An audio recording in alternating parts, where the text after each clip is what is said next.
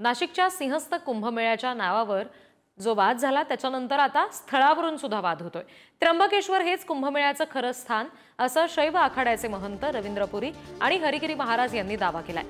समुद्र मंथनावेळी अमृताचे थेंब केवळ त्र्यंबकेश्वरमध्ये पडले म्हणून त्र्यंबकेश्वर पवित्र स्थान असल्याचा दावा शैव आखाड्याकडून केला जातोय। पेशव्यांच्या काळामध्ये संघर्ष टाळण्यासाठी वैष्णवांसाठी नाशिक आणि शैव आखाड्यासाठी त्र्यंबकेश्वर अशी विभागणी केल्याचा दावा आहे। तर सिंहस्थ कुंभमेळ्याला त्र्यंबकेश्वर नाशिक कुंभमेळा असं नाव देण्याची मागणी सुद्धा त्र्यंबकेश्वरच्या साधू महंतांनी केली आहे। रवींद्र पुरी महाराज आणि त्याचबरोबर त्यांच्या आखाड्याकडून आता ही मागणी करण्यात आली आहे।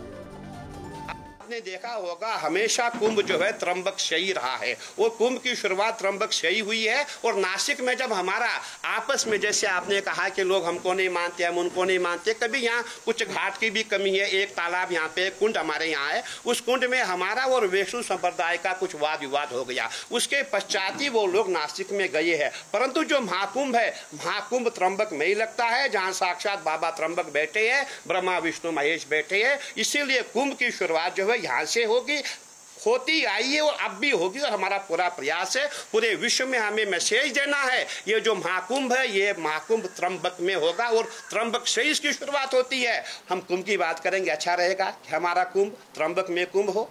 जो आप नासिक में कुंभ नासिक का नाम देंगे ऐसा नहीं हम होने देंगे।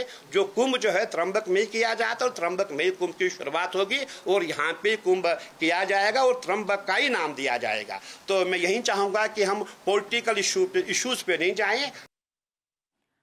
या संदर्भात आणखी तपशील घेणार आहोत। प्रतिनिधी किरण ताजणे आपल्याशी जोडले गेलेत त्यांच्याकडून। किरण, आता स्थानावरून सुद्धा वाद निर्माण होताना आपण बघतोय। स्थळावरून त्र्यंबकेश्वर नाशिक कुंभमेळा अशा पद्धतीचं नाव दिलं जाण्याची मागणी काय नेमकं या बाबतीत घडू शकतं, याबाबत आता कसा विचार सरकारकडून होऊ शकतो?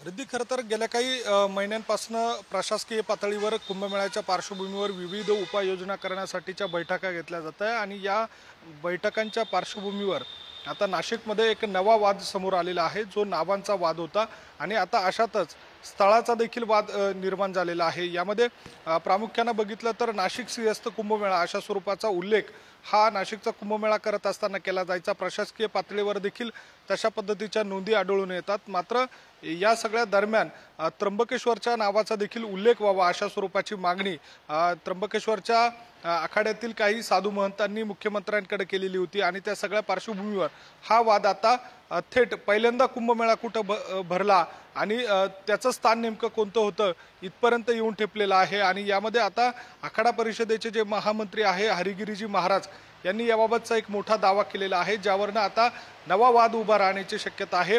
त्र्यंबकेश्वर हेच कुंभमेळ्याचं पहिलं स्थान होतं अशा स्वरूपाचं त्यांचं म्हणणं आहे। इतकंच काय तर त्यांनी वशिष्ठ पुराणाचा देखील दाखला दिलेला आहे आणि ज्यामध्ये अगस्त्य ऋषींनी प्रभू श्रीरामाला आणि त्यांच्यासोबत असलेले सीता लक्ष्मण यांना देखील कुंभमेळा जो त्र्यंबकेश्वरमध्ये सुरू आहे तिथे जाऊन स्नान करावं अशा स्वरूपाचं सांगितल्याचा दावा केलेला आहे। त्यामुळे या सगळ्या पार्श्वभूमीवर आता थेट वशिष्ठ पुराणापर्यंत हा वाद येऊन ठेपलेला आहे। त्यामुळे कुंभमेळ्याचं नेमकं स्थान कोणतं अशा स्वरूपाचा वाद देखील आता नव्यानं उभा राहतोय। त्यामुळे येत्या काळामध्ये प्रशासकीय पातळीवर हा वाद मिटवला जातो की आणखी कोणत्या वेगळ्या टोकाला जाऊन पोहोचतो हे बघणं महत्त्वाचं असणार आहे। जी निश्चित। किरण, धन्यवाद दिलेल्या या सगळ्या तपशिलांसाठी।